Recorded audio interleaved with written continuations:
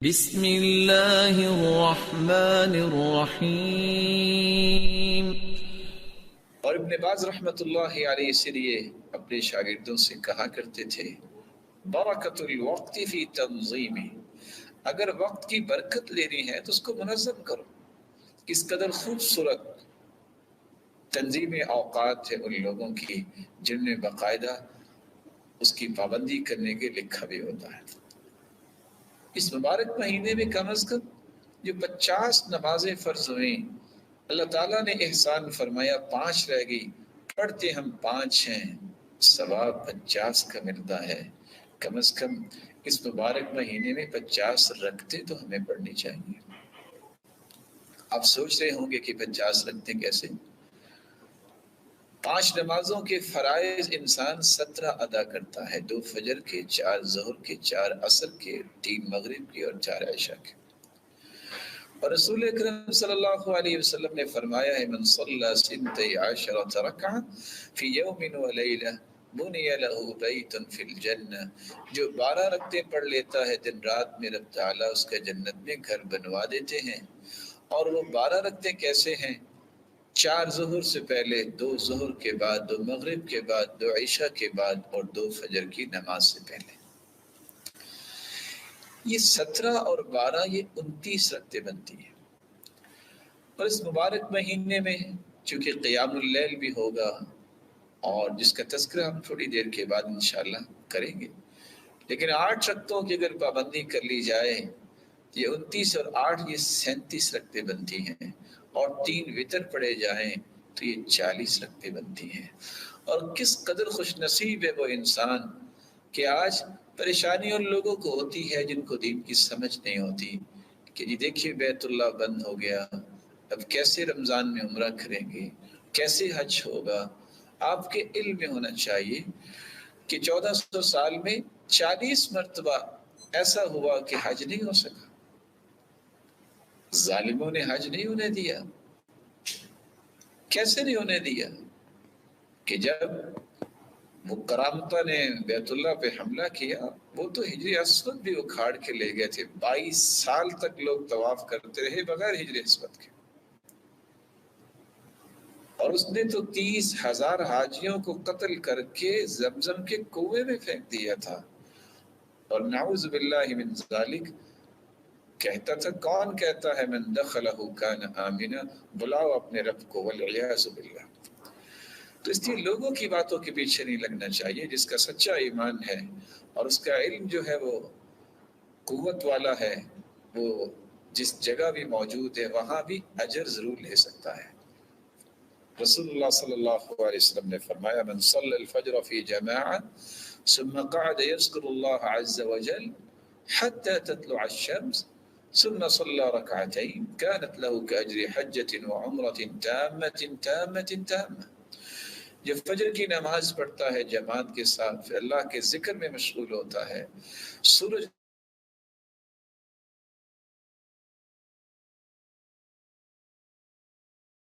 نکل آتا ہے، اٹھ کے 2 رکعتیں پڑھتا ہے، اسے حج عمرے کا ثواب۔ چاہو انسان سحری کے وقت اٹھے، اللہ سے دعا کرے، کثرت سے استغفار کرے، اور اذان کے قریب سحری ضرور کھائے، کیونکہ سحری کھانے میں بھی برکت ہے۔ ان فی السحور لبرکہ، اللہ نے اس میں برکت رکھی ہے، اس کو مبارک کھانا کہا ہے۔ پھر اس کے بعد گھر میں ہی سنتیں ادا کرے۔ رکعتا الفجر خیر من الدنیا وما فیہا، کہ میں نے گھر میں 2 رکعتیں پڑھنی ہے، یہ عزم کرے۔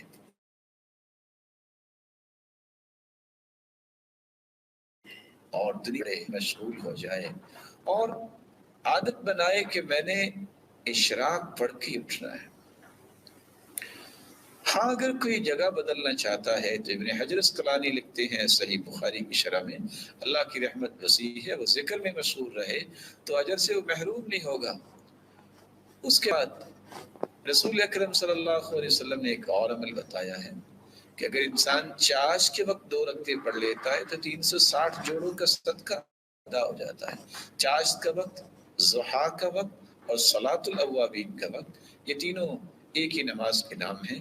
جب گرمی کے موسم میں اونٹنی کا بچہ جب زمین پہ چلے تو اس کے پاؤں جلے. صلاۃ الاوابین حین رمضت الفصال. اللہ عز و جلال کے پیغمبر نے فرمایا جب اونٹنی کے بچوں کے پاؤں جلے یہ صلاۃ الاوابین ہے، خود اللہ کی طرف پلٹ کے آنے والوں کی نماز. اور حدیث کے الفاظ ہیں جو 4 رکعتیں پڑھ لیتا ہے اللہ فرماتے ہیں اے آدم کے بیٹے ارکع 4 رکعات فی اول النہار اکفیک آخرہ. 4 رکعتیں دن کے شروع میں تم پڑھ لو، سارا دن میں تمہیں کافی ہو جاؤں گا. معمول بنائیے کہ اگر اس کے بعد آپ نے کوئی کام کرنا ہے تو پھر 4 وقت تھوڑا سا اپنے آپ کو ریلیکس کیجیے اور نماز کے لیے کھڑے ہو جائیے. یہ دوبارہ آپ کی قوت کو بحال کر دے. تو 42 اور 4 یہ جمع کر لیں تو یہ 46 رکعتیں بنتی ہیں. ہم ویسے تو ظہر سے پہلے 4 رکعتیں اور ظہر کے بعد 2 پڑھتے ہیں، لیکن اگر 2 کا اضافہ یہاں بھی کر لیا جائے من صلی 4 قبل الظہر و4 بعدها حرمہ اللہ علی النار. جو 4 پہلے ظہر سے اور 4 بعد میں پڑھ لے رب تعالیٰ اس بندے کو آگ پہ حرام قرار دے دیتے. تو یہاں بھی 2 کا اگر اضافہ کر لیا جائے تو کتنا ہی خوب ہے. انسان 48 رکعتیں اس طرح پڑھ سکتا ہے دن میں. اور پھر رسول اکرم صلی اللہ علیہ وسلم نے تو یہ بھی فرمایا رحم اللہ امرأ صلی قبل العصر 4. جو عصر سے پہلے 4 رکعتیں پڑھ لیتا ہے اللہ تعالیٰ کی رحمت کی برکھا اس پہ برستی ہے. اور دوسری روایت میں آتا ہے من حافظ على 4 رکعات قبل العصر. جو حفاظت کرتا ہے ان 4 رکعتوں کی عصر سے پہلے اللہ اس کا جنت میں گھر بنوا دیتے ہیں. تو اگر 4 رکعتیں یہ بھی بن جائے تو 50 کیا 52 بن سکتے ہیں. صلو قبل المغرب رکعتین. مغرب سے پہلے 2 رکعتیں پڑھو. اس حدیث پہ بھی عمل کرنے کی کوشش کرنی چاہیے. اور اگر 2 رکعتیں مغرب سے پہلے پڑھ لی جائیں تو یہ 54 بن جائیں گے. رسول اکرم صلی اللہ علیہ وآلہ وسلم نے فرمایا تھا بین کل اذانین صلاۃ. اذان اور اسی طرح اقامت کے درمیان بھی نماز ہوتی ہے. انسان کو نماز پڑھنی چاہیے. 2 رکعتیں کھڑے ہو کے پڑھ لے، پھر دعا کر لے اور قرآن کی تلاوت کر لے تو کس قدر یہ خوبصورت عمل ہے. اور آپ صلی اللہ علیہ وآلہ وسلم نے فرمایا تھا جو 4 رکعتیں عشاء کی نماز کے بعد اکٹھی پڑھ لے تو یہ تو ایسا ہے جیسے اس نے لیلۃ القدر میں 4 رکعتیں پڑھی ہیں. اللہ تعالیٰ ہمیں ان عبادات کو اختیار کرنے کی توفیق عطا فرمائے. چوتھا کام جو رمضان المبارک میں ہمیں کرنا ہے جو بہت ہی مہم ہے، بہت ہی ضروری ہے، جس سے ہماری ساری باتیں محفوظ ہو جائیں گی، ہم اپنی زبان کی حفاظت کریں. اس لیے تو سلف صالحین کا یہ طریقہ تھا كان السلف اذا صاموا جلسوا في المسجد واقبلوا على تلاوة القرآن وقالوا نحفظ صومنا ولا نغتاب احدا. سلف صالحین جب روزہ رکھتے تو مسجدوں میں آ جاتے اور قرآن کھول کے بیٹھ جاتے اور کہتے ہیں ہم اپنے روزے کی حفاظت کرنا چاہتے ہیں اور غیبت سے بچنا چاہتے ہیں، ہم کسی کی غیبت نہیں کریں گے. اور حدیث نے کتنی خوبصورت بات کہی ہے من لم يدع قول الزور والجهل والعمل به فلا حاجة لله في ان يدع طعامه وشرابه. جو جھوٹ بولنا نہیں چھوڑ رہا، جو جہالت کی گفتگو نہیں چھوڑ رہا، جو برے اعمال نہیں چھوڑ رہا، اللہ تعالیٰ کو ایسے شخص کی ضرورت نہیں ہے کہ وہ کھانا پینا چھوڑ دے. وہ اپنے آپ کو محروم ہی کر رہا ہے، اس کو کیا فائدہ ہوگا. اس لیے سلف صالحین کہا کرتے تھے ادرکنا السلف وهم لا يرون العبادة في الصوم ولا في الصلاة ولكن في الكف عن اعراض الناس. سلف صالحین صرف روزے اور نماز کو ہی عبادت نہیں کہتے تھے، کہتے تھے اصل عبادت گزار تو وہ ہے جو لوگوں کی عزتوں کو پامال کرنے سے روکے، ان کی عزتوں کے بارے میں بات نہیں کرتا، زبان کو روک لیتا ہے. رب العالیہ اس لیے کہا کرتے تھے الصائم فی عبادہ وان کان راقدا علی فراشی ما لم یغتب. روزے دار اگر اپنی چارپائی پہ لیٹا ہوا ہے شرط یہ کہ وہ غیبت نہ کرے، وہ بھی عبادت لکھی جائے گی. اور مالک بن دینار نے تو ایک ایسا فیصلہ دیا ہے جو آج ہم سب کو سمجھنا چاہیے. اذا رأيت قساوة في قلبك ووهنا في بدنك وحرمانا في رزقك فاعلم انك تكلمت فيما لا يعنيك. اگر تمہیں تمہاری زندگی میں یہ بات نظر آئے کہ دل میں سختی آ گئی ہے، لوگوں کا احترام ختم ہو گیا ہے، لوگوں کے لیے نرمی اور خیرخواہی اور محبت ختم ہو گئی ہے، ووهنا في بدنك، اور لاغری جسم میں آ گئی ہے، کوئی کام نہیں ہو رہا، کسی کام کو جی نہیں چاہ رہا، وحرمانا فی رزقک، اور رزق میں کمی آ رہی ہے، فعلم، تو جان لو، انک تکلمت فیما لا یعنیک، تو نے کچھ ایسی باتیں کی ہوں گی جن باتوں میں تیرا کوئی مقصد نہیں تھا. لا یعنی گفتگو میں اپنی زبان کو چلانے سے یہ 3 مصیبتوں کا سامنا کرنا پڑے گا. دل بھی سخت ہوتا ہے اور جسم میں بھی لاغری آتی ہے اور رزق میں بھی کمی ہو جائے گی. اس لیے اللہ تعالیٰ سے دعا ہے کہ اللہ ذوالجلال ہماری زبانوں کو اس قدر خوبصورت بنا دے. من لانت کلمته وجبت محبته، سیدنا علی رضی اللہ تعالیٰ عنہ فرمایا کرتے تھے اس کی زبان میں نرمی آ جاتی ہے، اللہ ساری دنیا کے دلوں میں اس کی محبت پیدا فرما دیتے ہیں، اس کی محبت واجب ہو جاتی ہے. 5واں کام، جہاں ہمیں زبان کو خوبصورت بنانا ہے، زبان اصل میں یہ عکاسی کرتی ہے کہ انسان کا دل کیسا ہے، تو اس سے پہلے ہمیں دل کو بھی صاف کرنا ضروری ہے. رسول اکرم صلی اللہ علیہ وسلم سے جب پوچھا گیا کہ افضل ترین انسان دنیا میں کون ہے، تو آپ نے فرمایا کل مخموم القلب صدوق اللسان، کل مخموم القلب صدوق اللسان، ہر وہ انسان جس کا دل میں حسد اور کینہ نہیں ہے اور زبان کا وہ سچا ہے، یہ پوری کائنات سے اعلیٰ انسان. صحابہ نے پھر سوال کیا صدوق اللسان نعرف فما مخموم القلب، زبان کی سچائی تو سمجھ میں آ گئی، لیکن یہ مخموم القلب کیا ہے؟ تو آپ صلی اللہ علیہ وسلم نے فرمایا هو التقی، ایسے متقی انسان کو کہتے ہیں، النقی، جس کا دل صاف ہوتا ہے، الذی لا اسم فیہ ولا بغی ولا غل ولا حسد، ایسا دل جس میں حسد اور کینہ نہ ہو اور گناہ نہ ہو اور سرکشی اور کسی کے بارے میں کوئی گرہ نہ ہو. اللہ ذوالجلال ہمیں ایسا دل نصیب فرمائے. اور یہی وہ دل ہے جس کو قلب سلیم کہتے ہیں.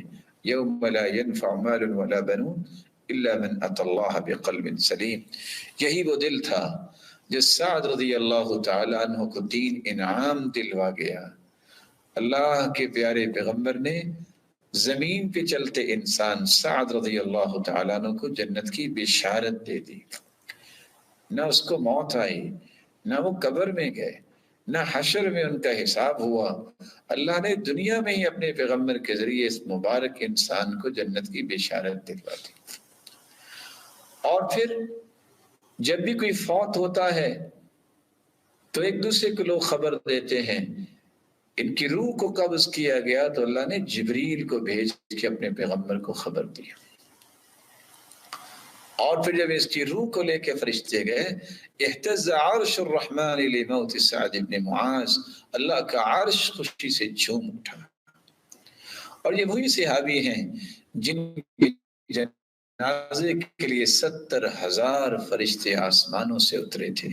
یہ 3 انعام اللہ نے کیسے دیے؟ کیونکہ انہوں نے 3 کام کیے. جب ایک شخص ان کے گھر میں گیا اور رہا یہ دیکھنے کے لیے کہ یہ کیا کرتے ہیں، لیکن کیا دیکھتے ہیں کہ کوئی ایسا بڑا کام نہیں دیکھا. جاتے وقت کہا بات تو سنو، کیسے آئے تھے؟ کہا میں تو اس لیے آیا تھا کہ دیکھوں آپ کے اعمال کیسے ہیں. تو انہوں نے کہا آؤ میں تمہیں ایک بات بتاتا ہوں.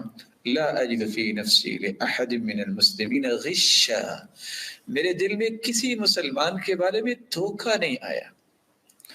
ولا احسد احدا علی خیر اعطاہ اللہ ایاہ، میں نے آج تک کسی کے ساتھ حسد نہیں کی. اور دوسری روایت میں آتا ہے وَلَيْسَ فِي قَلْبِي غِمْرٌ، میرے دل میں کسی کے بارے میں کوئی گرا نہیں ہے۔ اللہ عز و جلال ہمارے دلوں کو بھی ایسا بنا دے اس میں کسی کے بارے میں کوئی حسد نہ ہو، کسی کے بارے میں کوئی کینہ نہ ہو، کوئی بغض اور عداوت نہ ہو، اور نہ ہی کوئی گرا ہو۔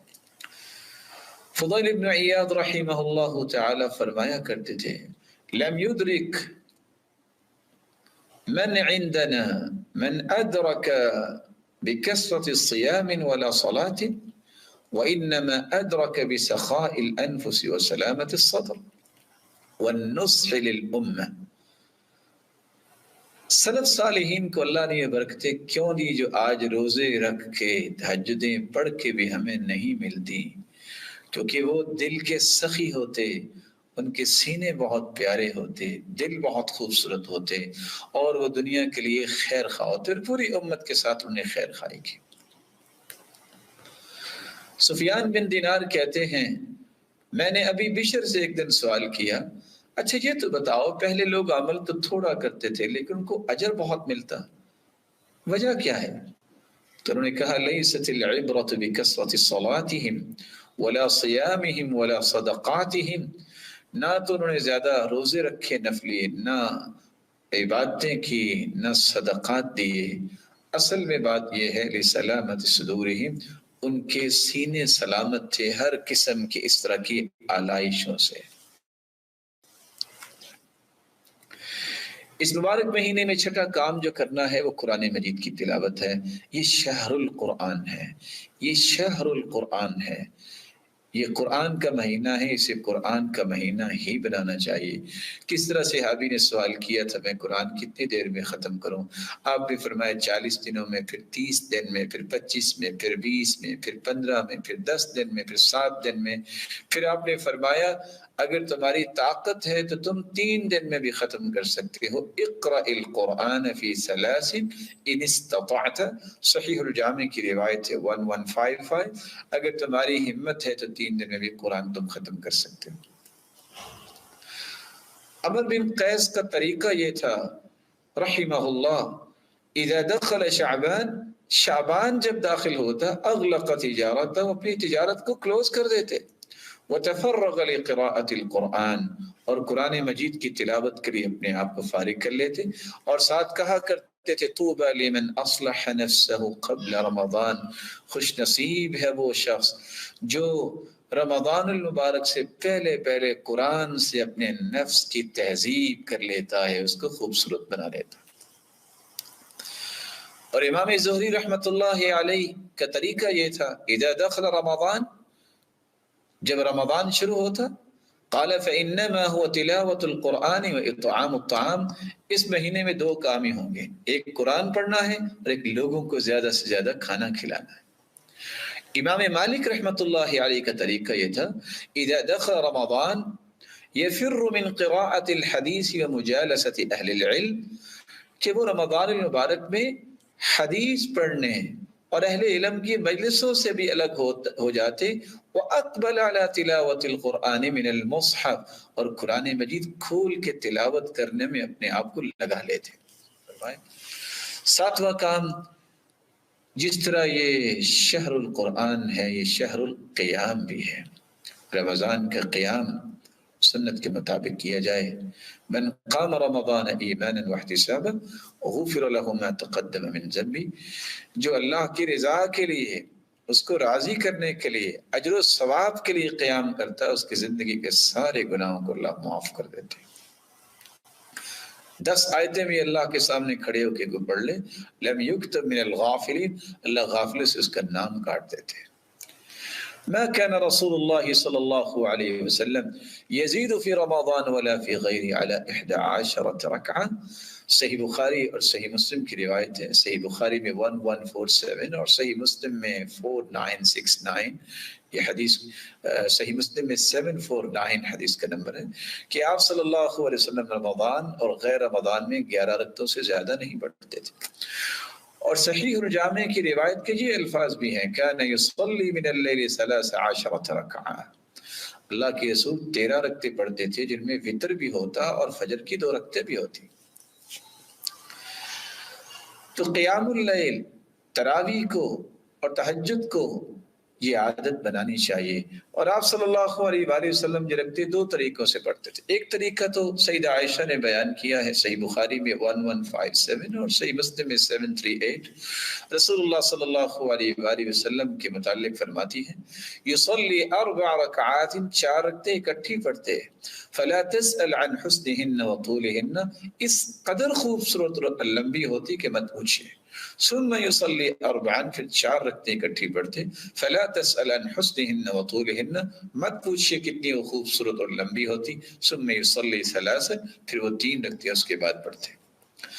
اور دوسرا طریقہ رسول اللہ صلی اللہ علیہ وآلہ وسلم کا یہ بھی تھا، كان رسول الله صلى الله عليه وسلم يصلي فيما بين أن يفرغ من صلاة العشاء إلى أن ينصدع الفجر 11 ركعة، يسلم من كل 2 ويوتر بواحدة۔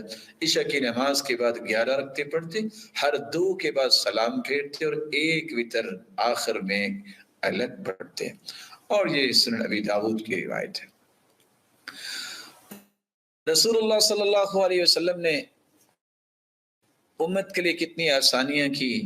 آپ تہجد کے وقت بھی یہ پڑھ سکتے ہیں، رات کے درمیان میں بھی پڑھ سکتے ہیں، رات کے شروع میں بھی پڑھ سکتے ہیں۔ جو عشاء کی نماز اور فجر کی نماز با جماعت پڑھتا ہے، اللہ اس کو بھی رات کے قیام کا ثواب دے دیتے ہیں، اور جو عشاء کی نماز با جماعت پڑھتا ہے اسے آدھی رات کے قیام کا ثواب مل جاتا ہے۔ جو نیت کر کے سو جاتا ہے، نہیں اٹھ سکا تہجد کے لیے، تہجد اس کی بھی اس کے نام اعمال میں لکھی جاتی ہے۔ جو اکیلے وتر کی پابندی کرتا ہے، وتر نہیں چھوڑتا، قیامت کے دن تہجد پڑھنے والوں کی صف میں اسے بھی کھڑا کیا جائے گا۔ جو کچھ بھی نہیں پڑھ سکا تہجد میں، جو اس نے معمول بنایا ہے، اللہ کے رسول کا فرمان ہے کہ جب کسی کو تھکاوٹ ہو جائے، کوئی تکلیف ہو یا نیند آ جائے، تو اگر صبح وہ 11 کی بجائے 12 رکھتے اشراق کے بعد سے لے کے ظہر تک پڑھ لیتا ہے تو اسے ثواب تہجد کا ہی ملے گا۔ 8واں کام جو کرنے والا ہے، اس مبارک مہینے میں صدقہ کیا جائے۔ صدقہ یہ انسان کے سچے مومن ہونے کی دلیل ہے، وہ صدقۃ برہان۔ یہ قابل رشک ایک خوبی ہے جس کو اختیار کرنا چاہیے۔ لا حسد الا فی اثنتین، صرف 2 لوگوں کو دیکھ کے رشک کرنا چاہیے، تمنا اور خواہش اور تڑپ پیدا ہونی چاہیے۔ ایک جس کو اللہ نے قرآن کی دولت سے نوازا اور دن رات اس کی تلاوت کرتا ہے، دوسرا جس کو اللہ نے مال کی دولت سے نوازا اور دن رات اللہ کی راہ میں خرچ کرتا ہے۔ ہر قسم کی بیماریوں کا یہ علاج بھی ہے، داؤ مرضاکم بالصدقہ، بیماریوں کا علاج صدقے سے کیا کرو۔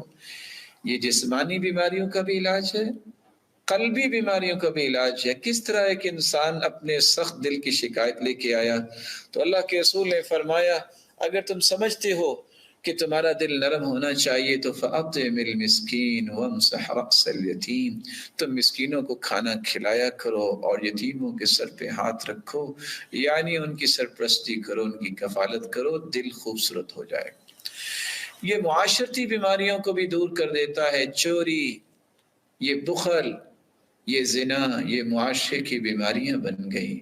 کس طرح ایک انسان 3 راتوں میں خلوص نیت سے صدقہ پیش کرتا ہے، ایک دن چور کو مل گیا، دوسرے دن زانیہ کو مل گیا، تیسرے دن ایک غنی کو دے کے صدقہ چپکے سے واپس آ گیا، اندھیرے میں نہیں پتہ چلا۔ اللہ ذوالجلال نے اس کا نتیجہ کیا نکالا؟ ایک تو خوشخبری دی کہ تیرے 3 دنوں میں، 3 راتوں میں کیے گئے صدقے کو قبول کیا گیا ہے، اور تیرے صدقے کے مال سے چور نے آئندہ سے چوری سے توبہ کر لی ہے، زانیہ نے اپنی اس بدکاری سے توبہ کر لی ہے، اور یہ امیر تھا تو امیر لیکن بہت بخیل تھا، اس نے بھی خرچ کرنا شروع کر دیا۔ ہر قسم کے فتنوں کا بھی علاج ہے۔ دنیا میں ان گن فتنے موجود ہیں۔ فتنۃ الرجل فی اہلہ ومالہ ونفسہ وولدہ وجارہ، کسی انسان کی اپنی ذات میں فتنہ ہے، اہل و عیال میں فتنہ ہے، اس کے مال میں فتنہ ہے، اور اس کی اولاد میں فتنہ ہے، اس کے پڑوسی میں فتنہ ہے۔ ان ساروں فتنوں کو دور کرنے کے لیے نماز، روزہ اور صدقہ اور نیکی کا حکم کرنا اور برائی سے منع کرنا، یہ تمام فتنوں کو دور کرنے کا علاج ہے۔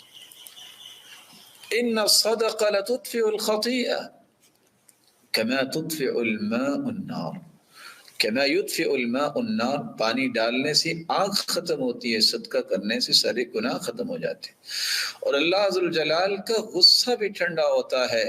الصدقۃ تطفئ غضب الرب، اللہ کے غصے کو صدقہ ٹھنڈا کر دیتا ہے۔ وتدفع میتۃ السوء، اور بری موت سے اللہ ذوالجلال محفوظ فرما دیتے ہیں، بلکہ قبر کی گرمی سے بھی محفوظ فرماتے ہیں۔ الصدقہ لتطفئ عن اہلها حر القبور، یہ قبر کی گرمی کی شدت کو اور حدت کو ختم کر دینے والا صدقہ ہے، بلکہ عرش الہی کا سایہ نصیب فرما دے گا۔ ورجل تصدق بصدقة فأخفاها حتى لا تعلم شماله ما تنفق يمينه، ایسا صدقہ جو اللہ کی رضا کے لیے چھپا کے کرتا ہے، دائیں ہاتھ سے کرتا ہے، بائیں ہاتھ کو پتہ نہیں چلتا، اس کے نتیجے میں رب تعالیٰ اسے اپنے عرش کا سایہ نصیب فرمائیں گے۔ اتقوا النار ولو بشق تمرہ، کھجور کا ایک ٹکڑا دے کے بھی جہنم سے بچنا چاہتے ہو بچو۔ پتہ یہ چلا کہ معمولی سے صدقے سے بھی انسان جہنم سے بچ سکتا ہے۔ رسول اکرم صلی اللہ علیہ وسلم کا طریقہ یہ تھا کہ رمضان میں وہ زیادہ صدقات اور زیادہ سخاوت کرتے، کالریح المرسلہ، جس طرح بھیجی ہوئی ہوائیں تمام گھروں تک پہنچتی ہیں، اللہ کے رسول کے مال کی خیر ہر جگہ پہنچتی تھی۔ ومن تصدق بعدل تمرہ، جو کھجور کے برابر صدقہ کرتا ہے، اللہ قیامت کے دن اسے پہاڑ بنا کے نام اعمال میں شامل کر دے گا۔ لیکن بندہ مومن صرف مال کا صدقہ ہی نہیں دیتا، کچھ 36 قسموں کا صدقہ حدیث میں آیا ہے۔ سبحان اللہ کہنا بھی صدقہ ہے، اللہ اکبر کہنا بھی صدقہ ہے، لا الہ الا اللہ کہنا بھی صدقہ ہے، نیکی کا حکم کرنا بھی صدقہ ہے، الحمدللہ کہنا بھی صدقہ ہے، جائز اور حلال طریقے سے انسان اپنی خواہش کو پورا کرتا ہے، یہ بھی صدقہ ہے، استغفر اللہ کہنا بھی صدقہ ہے، برائی سے منع کرنا بھی صدقہ ہے، راستے سے پتھر کانٹا اور ہڈی کو ہٹا دینا، راستہ صاف کر دینا بھی صدقہ ہے، کمزور نظر اور نابینے کو صحیح راستہ بتانا بھی صدقہ ہے، گونگے اور بہرے کو اس طرح بتانا کہ اس کو سمجھ آ جائے، یہ بھی صدقہ ہے، ناواقف کی رہنمائی کرنا بھی صدقہ ہے، مدد کے لیے پکارنے والے کی طرف دوڑ کے جانا بھی صدقہ ہے، ہر اچھی بات صدقہ ہے، کسی کو پانی پلانا صدقہ ہے، کسی حاجت مند کی مدد کرنا صدقہ ہے، راستے سے تکلیف دہ ہر چیز کو ہٹانا صدقہ ہے، ثواب کی نیت سے اپنی اولاد، اپنے گھر والوں، اپنے خادم پر خرچ کرنا صدقہ ہے، رشتہ داروں اور اقرباء پر خرچ کرنا صدقہ ہے، کسی کو مسکرا کے ملنا صدقہ ہے، اپنے ڈول سے کسی بھائی کو پانی دینا صدقہ ہے، اور 3 دن سے زیادہ مہمان نوازی کرنا صدقہ ہے۔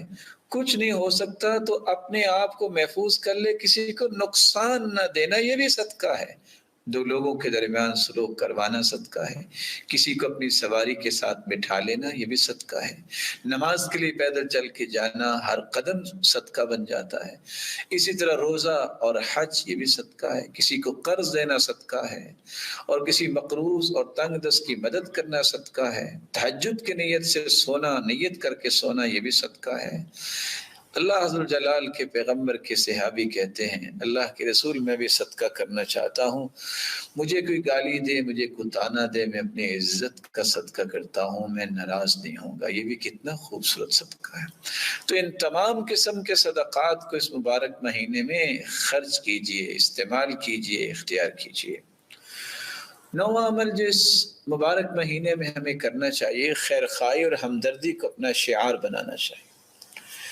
رسول اکرم صلی اللہ علیہ وآلہ وسلم سے سوال کیا گیا کہ سب سے بہترین لوگ کون ہیں اور اللہ کے محبوب کون ہیں، تو آپ نے فرمایا احب الناس الی اللہ انفعهم للناس، جو زیادہ لوگوں کے لیے نفع مند ہوتے ہیں وہ اللہ کے زیادہ محبوب ہوتے ہیں۔ پھر پوچھا گیا کہ سب سے محبوب عمل کون سا ہے، تو آپ نے فرمایا سرور تدخلہ علی مسلم، کسی کے دل میں خوشی پیدا کر دینا، او تکشف عنہ کربہ، اس سے کوئی مصیبت دور کر دینا، او تقضی عنہ دینا، اگر وہ مقروض ہے تو اس کے قرض کو ادا کر دینا، او تطرد عنہ جوعا، کسی کی بھوک دور کر دینا، اسے کھانا کھلانا، اور کسی کے ساتھ جا کے اس کا جائز کام کروا دینا، اس کا اتنا اجر ہے کہ مسجد نبوی میں 1 مہینہ اعتکاف سے بھی زیادہ محبوب عمل۔ اللہ عز و جلال سے دعا ہے، اللہ عز و جلال ہمیں ایمان کی حالت میں رمضان کا مبارک مہینہ نصیب فرمائے، اور پھر اس مبارک مہینے کی لذتوں اور راحتوں اور برکتوں کو سمیٹنے کی توفیق بھی عطا فرمائے، اور ہمیں ان لوگوں کے سب میں شامل فرمائے جو رمضان مبارک کو اس کیفیت میں گزاریں جن سے اللہ راضی ہو کے انہیں جنت کی نوید سنا دے۔ اور اللہ عز و جلال سے دعا یہ ہے کہ الہ العالمین امت پہ آئی ہوئی مصیبت کو دور فرما دے، اور ہر قسم کی وبا اور بلا سے ہر ایک کو محفوظ فرما دے۔ مولا کریم، جن لوگوں نے قرآن مجید کو مکمل کیا ہے، کتنے خوبصورت وہ لمحات ہیں کہ جب انسان کسی مقصد کی تکمیل کر رہا ہوتا ہے۔ الہ العالمین جنہوں نے قرآن مجید کا ترجمہ، تفسیر اور اسی طرح قرآن مجید کے دیگر پہلوؤں کو مکمل کیا ہے، مولا کریم یہ سیکھنا اور سکھانا ان سب کے لیے توشہ آخرت بنا دے۔ الہ العالمین اس سیکھنے اور سکھانے کی وجہ سے قیامت کو درجات کو بلند فرما دے، اور رسول اللہ صلی اللہ علیہ وسلم کی رفاقت نصیب فرما دے، اور قیامت کے دن سب کو اپنا دیدار نصیب فرما دے۔ وآخر دعوانا الحمد للہ رب العالمین۔